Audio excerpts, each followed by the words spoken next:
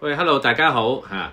咁咧就上星期咧，星期六咧就跑咗呢個國士盾啦。咁啊，Derek 都好好喎，喺賽前咧都同我哋好詳細咧分析咗呢場嘅一級賽。咁都入邊咧俾咗好多一啲好詳細咧或者背景啦，同埋一啲我哋注意嘅資料俾我哋。咁啊，Derek 當日嘅賽果你又點睇咧？嗰場賽事係啦。嗱，首先幾個 observation 嘅幾個我可以我自己嘅見解啦。首先我俾嘅 tips 就不幸地3344啦嚇，30幾倍嘅冷門啊跑第4啦，維己力。咁我就膽就跑第3啦。咁其實咧第一樣嘢麥道朗即係 J Mac 咧，其實基本上佢嗰日真係着晒火。你知唔知佢5場3 win 2個第二，100% 入 Q 率。你唔好以為係嗰啲10幾蚊大熱門喎，5倍6倍有隻3倍啦嚇咁其實基本上就算嗰場滿地谷平2級賽，佢都可以鏟個第2翻嚟，就 Providence 亦都係維多利亞打比嘅次熱門啦暫時。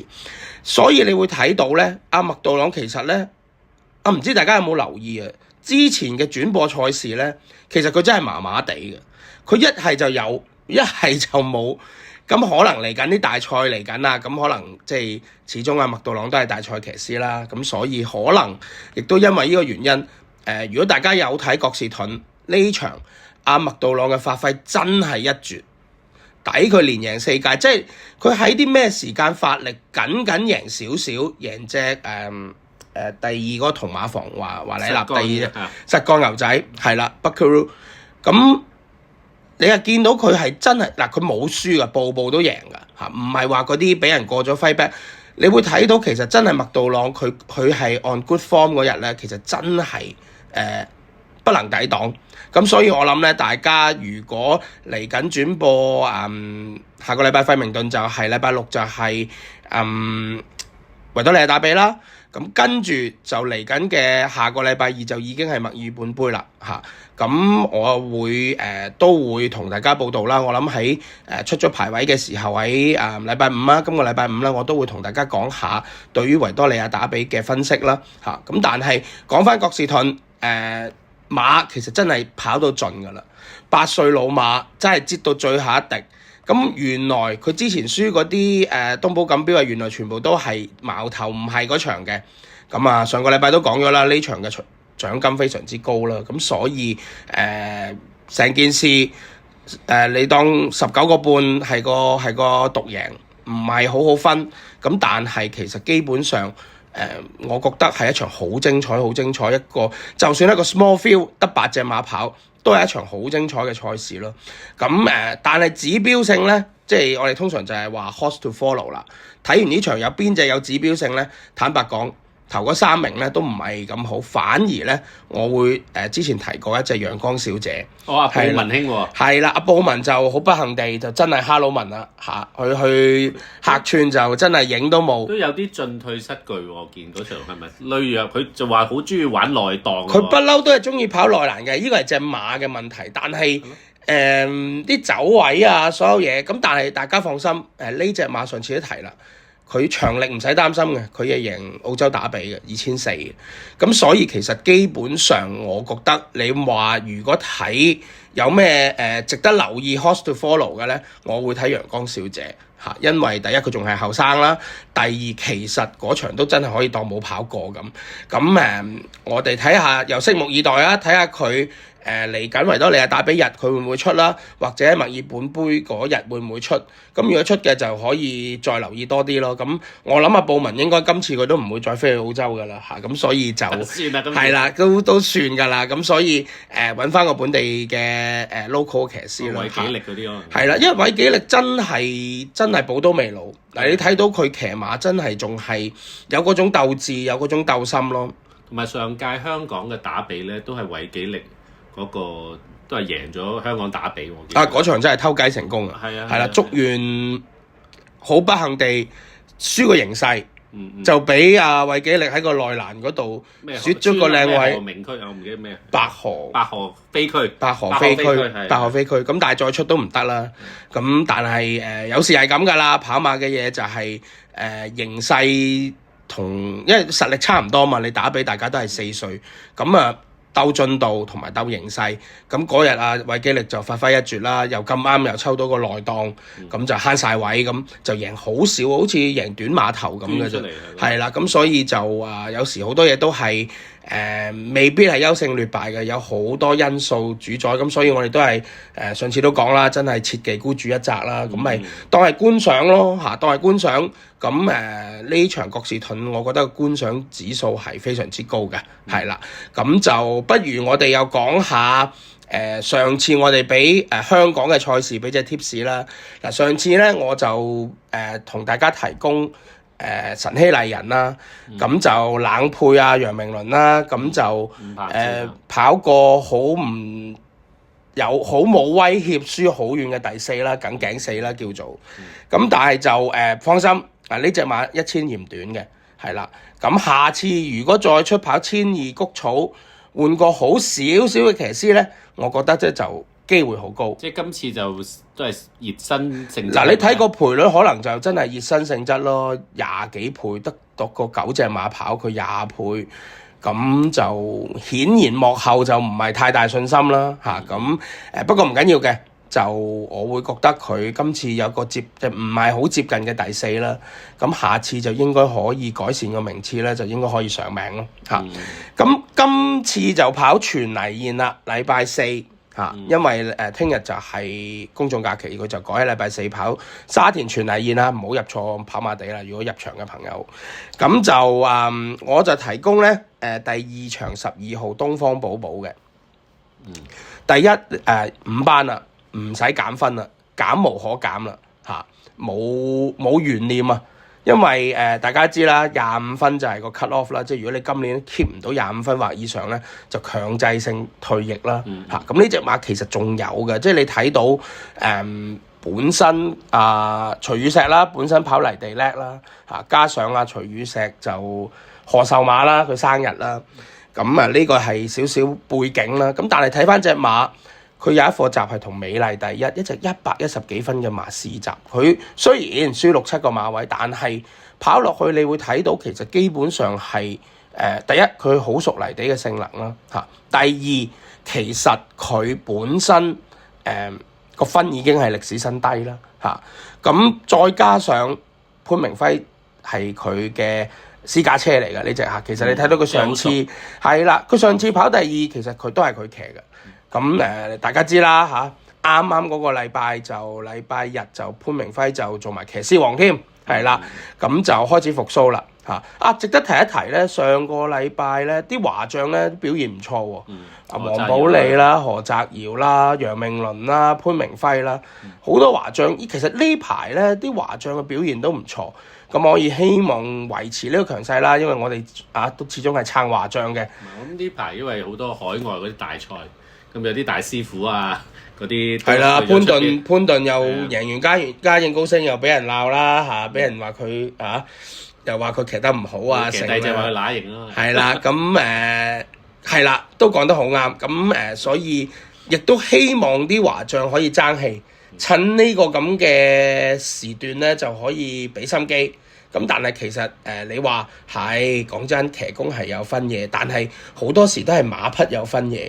即係潘頓一開個排位表，報名表我就騎呢隻，咁冇辦法㗎。有時你係個馬主，咁你都係想贏馬嘅啫，係咪？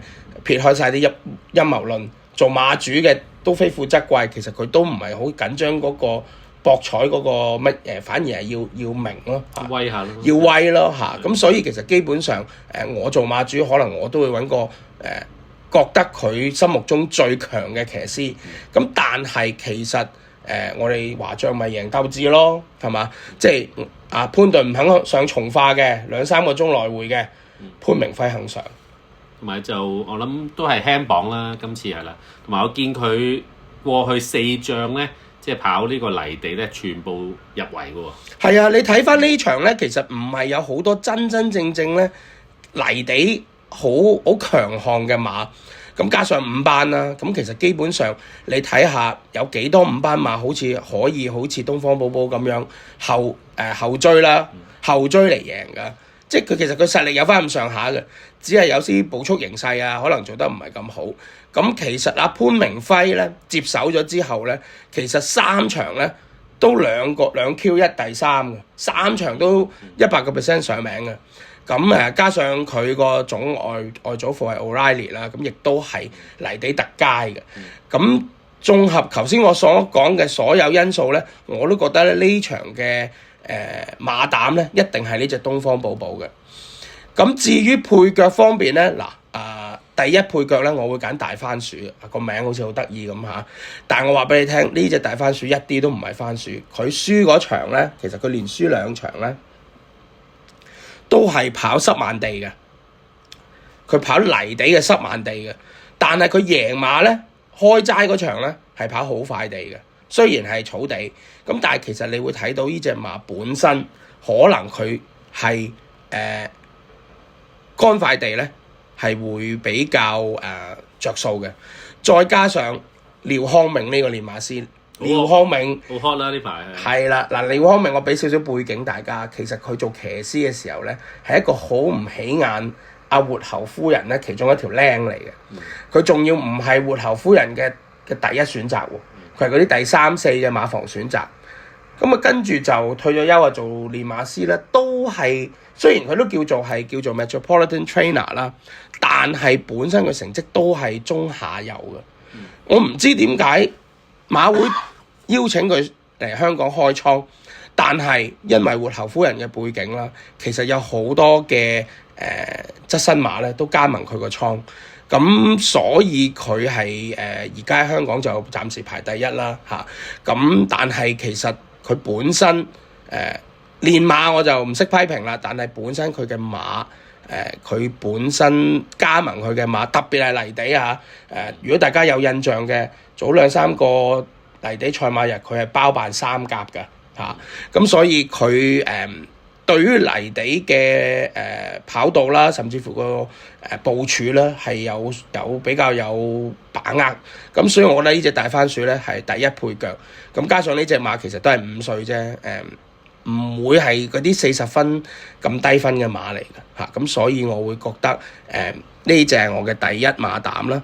第二馬膽咧，其實都夾硬揀嘅，因為呢兩隻我覺得係超少少嘅，就係羅富全嗰隻南區王。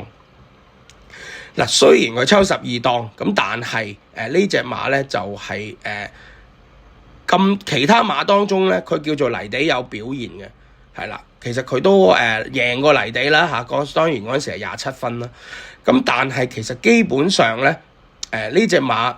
當係差㗎啦，12檔，但係其實佢放頭冇乜所謂啦。呢場馬步速唔應該快嘅，如果佢立心係擺前咧，可能頂到翻嚟33、44咧都有可能。咁所以我第二配腳咧，我就可能會揀呢隻。不過我覺得東方寶寶啦同埋大番薯都係比較喺呢群馬咧。有機會嘅，所以呢兩隻我會比較覺得稱先啦。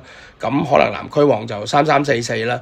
咁5班1200就最單純㗎啦，因為其實基本上都係鬥爬。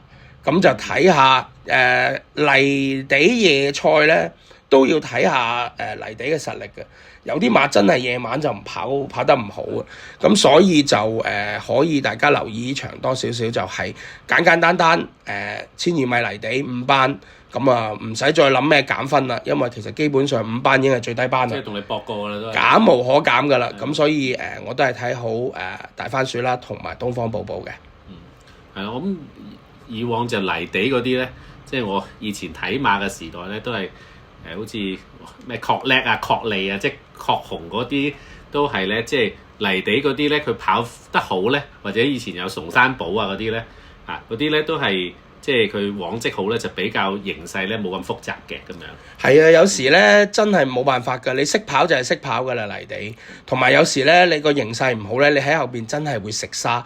一食完沙咧，有啲馬真係拒絕剪步。所以就算佢質素幾高都好咧，如果走啲衰位咧，咁所以你會睇到其實泥地就真係好睇嗰晚嘅步速形勢啊，場地嘅 track bias 啊，有冇偏差啊咁咯。咁但係呢場比較單純啦，因為你要睇到咧，好多馬其實本身咧泥地嘅戰績咧、賽績咧都唔係好多。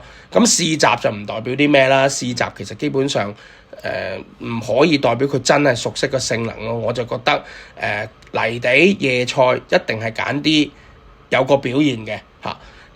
暫時未知個賠率啦，咁但係我會覺得呢場馬應該唔會話熱到嗰啲兩三倍嘅，可能都係5、6倍。咁但係如果真係一 Q 翻嚟嘅10零倍咁都幾好啊，位置 Q 可能都有幾倍啊，咁所以大家可以留意依兩隻啦，甚至乎第三隻第二配腳嘅南區旺啦，咁就可以希望喺頭威頭勢，第二場就有啲盈利。咁啊，之後就可以更加多本去選擇其他之後嘅賽事咯。係啦，同埋第一場咧，希望旗開得勝啦，係啦。係啦，就上次梗頸4啦，咁所以希望今次就熱熱地，希望幫大家執少少，咁就起碼入到 pace 先啦。pace 應該冇問題嘅。嗱，我同你賭餐飯啦 ，Jason， 即係如果東方寶寶冇三甲嘅嚇。下次要請你食餐勁嘅。好啊！咁我諗我哋今日都好豐富啦，同大家分享咗即係賽馬啦、投資啦、足球啦咁樣。咁就我哋留意星期三，應該禮拜4，今次係禮拜4。咁睇下嘅結果啦，同埋咧週3、週4咧都有歐聯嘅賽事，都應該係非常精彩嘅。咁我哋有最新嘅 update，同埋我哋下星期咧會有最新嘅節目咧，會再同大家一齊去分享，一齊傾偈。咁啊，請大家咧就支持我哋啦 ，subscribe 啦、share 啦、comment like 啦，同埋撳一撳個鐘仔。我哋有新嘅片咧，就大家可以即時可以睇到啦。特別David 嚟緊喺維多利亞打比啦，或者係啦，維多利亞打比啦、墨爾本杯啦，咁就係澳洲嘅春季嘉年華啦。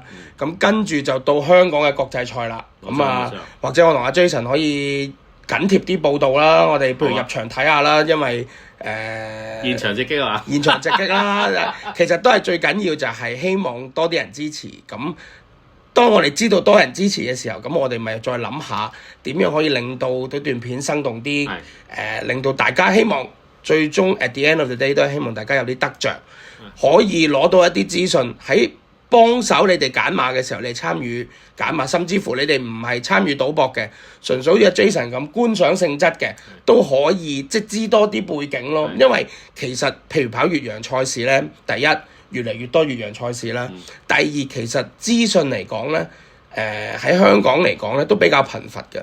咁因為我自己本身有澳洲背景啊，都有留意開澳洲啊，甚至乎英國啊、歐洲嘅馬壇啦。